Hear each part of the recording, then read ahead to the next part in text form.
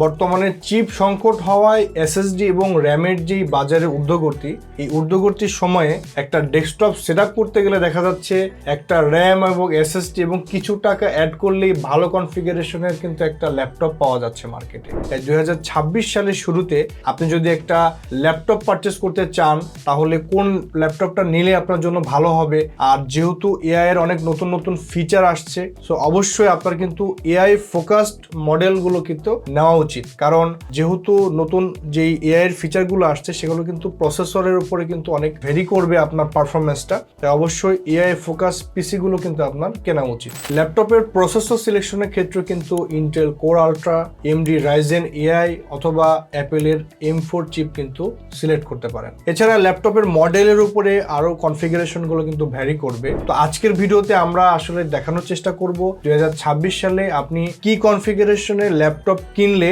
সব ধরনের কাজ করতে পারবেন এবং আপনার বাজেটের মধ্যে সেরা একটা ল্যাপটপ কিভাবে চুজ করতে পারবেন। বিস্তারিত জানতে পুরো ভিডিও জুড়ে সঙ্গেই থাকুন। প্রথমে আমাদের যে বিষয়টা বুঝতে হবে যে আমাদের ল্যাপটপটা কেনার পারপাসটা কি। যদি আমাদের প্রোডাক্টিভিটি বা জেনারেল ইউজ হয় তাহলে অবশ্যই কিন্তু ল্যাপটপের ব্যাটারি লাইফ, ভালো কিবোর্ড যেটা ট্র্যাকপ্যাডটা খুব ইজিলি ইউজ করা যায়, এই ধরনের প্রোডাক্টটা কিন্তু একটু ইউজ করা যায়। সেক্ষেত্রে MacBook air M4, Lenovo Yoga 9i, Honor Magic Book Pro থেকে শুরু করে আর অনেকগুলো ডিভাইস আছে, আপনারা কিন্তু দেখে নিতে পারেন, যেটা 2026-এ অনেকগুলো ব্র্যান্ডের অনেকগুলো মডেল লঞ্চ হয়েছে। যদি আপনার পারপাসটা থাকে গেমিং অথবা ক্রিয়েটিভ কাজের জন্য তাহলে অবশ্যই কিন্তু প্রায়োরিটাইজ করতে হবে আপনার জিপিউর ক্ষেত্রে। সেক্ষেত্রে Nvidia RTX এর 50 সিরিজের জিপিউ গুলো কিন্তু আপনারা ফোকাস করতে পারেন, যেটা কিন্তু ফার্স্ট সিপিইউ হবে, এবং AMD 9 সিরিজের কিন্তু আপনারা হাই রিফ্রেশ রেট প্রসেসরটা কিন্তু সিলেক্ট করতে পারেন। সেক্ষেত্রে অবশ্যই OLED স্ক্রিনটা যদি হয় তাহলে অবশ্যই ভালো হবে আপনার গেমিং বা ক্রিয়েটিভ কাজের জন্য। সেক্ষেত্রে Asus ROG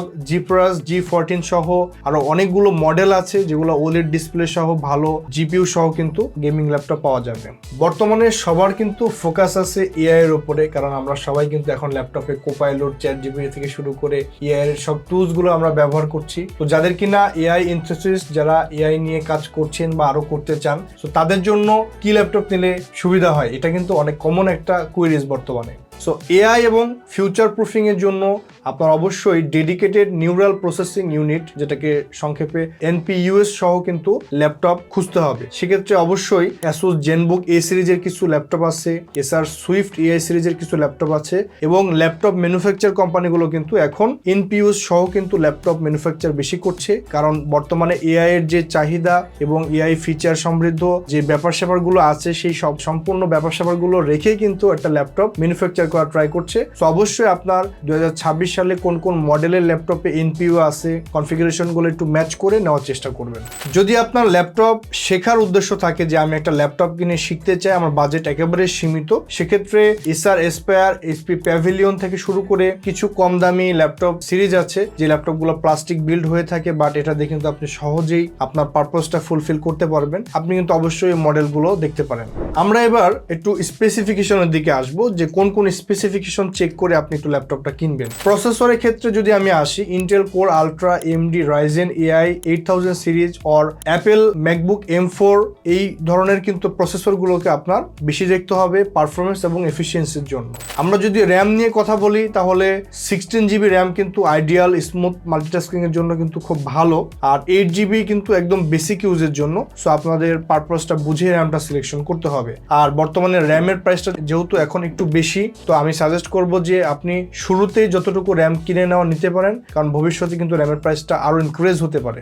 স্টোরেজের ক্ষেত্রে অবশ্যই SSD সহই ল্যাপটপ নেবেন, আর বর্তমানে SSD ছাড়া ল্যাপটপ ম্যানুফ্যাকচারও হয় না। সেক্ষেত্রে অবশ্যই স্ট্যান্ডার্ড 512GB অথবা 1TB কিন্তু আপনার রেঞ্জের মধ্যে মোটামুটি আপনি পেয়ে যাবেন, এবং বর্তমান কোম্পানিগুলো ম্যাক্সিমাম 512GB বিল করছে, আপনি 1TB ভেরিয়েশনগুলো কিন্তু পেয়ে যাবেন। ল্যাপটপের ডিসপ্লেটা কিন্তু খুব ভাইটাল একটা বিষয়। ডিসপ্লে চুজিং এর ক্ষেত্রে অবশ্যই OLED অফার করবে যে ল্যাপটপগুলো, সেই ল্যাপটপগুলো একটু নেওয়ার চেষ্টা করবেন, এবং high refresh rate 120 hertz plus যে রিফ্রেশ রেটগুলো সেগুলো যদি নিতে পারেন তাহলে অবশ্যই ভালো হয়।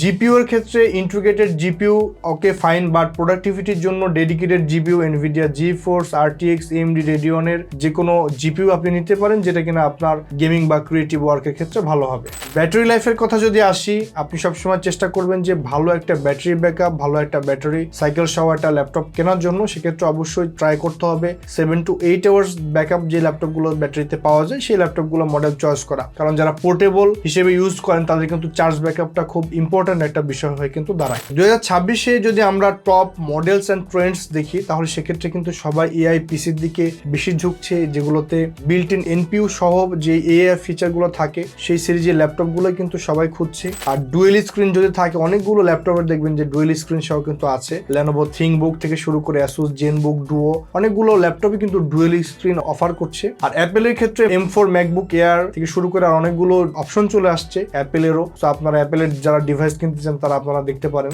আর ক্রিয়েটর ল্যাপটপের ক্ষেত্রে Asus ProArt সিরিজের P16 PZ14 অফার করছে কিন্তু, যেটা দিয়ে আপনি পাওয়ারফুল টুলস অথবা ক্রিয়েটর সিরিজের ল্যাপটপের যে ফিচারগুলো সেগুলো ইউজ করতে পারবেন। গেমিং এর ক্ষেত্রে Asus ROG Alienware and AMD Powered GeForce G14 এই প্রোডাক্টগুলো কিন্তু আপনার খুব ভালো ট্রেন্ডে আছে বর্তমানে। সো আমরা ভিডিওর কিন্তু শেষ পর্যায়ে চলে এসেছি। আমরা যদি ফাইনাল চেকলিস্ট ধরি তাহলে প্রথমে আপনার পারপাস সিলেক্ট করতে হবে, আপনি কি পারপাসে ল্যাপটপটা কিনতে চাচ্ছেন। সেকেন্ড, সেই পারপাসের উপরে আপনার মার্কেটে যেই মোস্ট ট্রেন্ডিং যে মডেলগুলো আছে, যে ব্র্যান্ডগুলো আছে, সেই ব্র্যান্ডগুলো থেকে আপনার একটা শর্ট লিস্ট করে মডেল চয়েস করতে হবে এবং কম্পারিজন করতে হবে বিটুইন 2 আর 3 মডেলস। আপনি একটা কম্পারিজন করতে হবে যে কোনটা বেস্ট হবে আপনার জন্য। তবে আমি সাজেস্ট করব যে বর্তমানে যেহেতু র্যাম এবং এসএসডি প্রাইসটা অনেক বেড়ে গিয়েছে, তার মানে বাজারে যদি আপনি ইন্ডিভিজুয়াল এসএসডি, র্যাম, প্রসেসর কিনে একটা পিসি বিল্ড করতে চান সেক্ষেত্রে অনেক বেশি খরচ চলে আসছে। তো এখনো কিন্তু ল্যাপটপের প্রাইস কিছুটা আমাদের নাগালের মধ্যে আছে,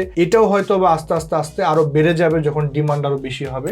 এই জন্য আমার সাজেশন থাকবে আপনারা যারা ল্যাপটপ কিনতে চাচ্ছেন আপনাদের পারপাসটা সিলেক্ট করে একটু বাজেট বেশি হলেও র্যাম এবং এসএসডিটা একটু এক্সটেন্ড করে নিয়ে একটা ল্যাপটপ কিনে ফেলুন। তো দেখা হচ্ছে নেক্সট ভিডিওতে। এই ধরনের ইনফরমেটিভ এবং এই ধরনের তথ্যবহুল ভিডিও পেতে আমাদের চ্যানেলটি সাবস্ক্রাইব করুন। যারা ফেসবুক বা অন্যান্য প্ল্যাটফর্মে দেখছেন আমাদেরকে ফলো দিয়ে রাখুন। আমরা আপনাদেরকে এরকম ইনফরমেটিভ ভিডিও দেওয়ার চেষ্টা করব।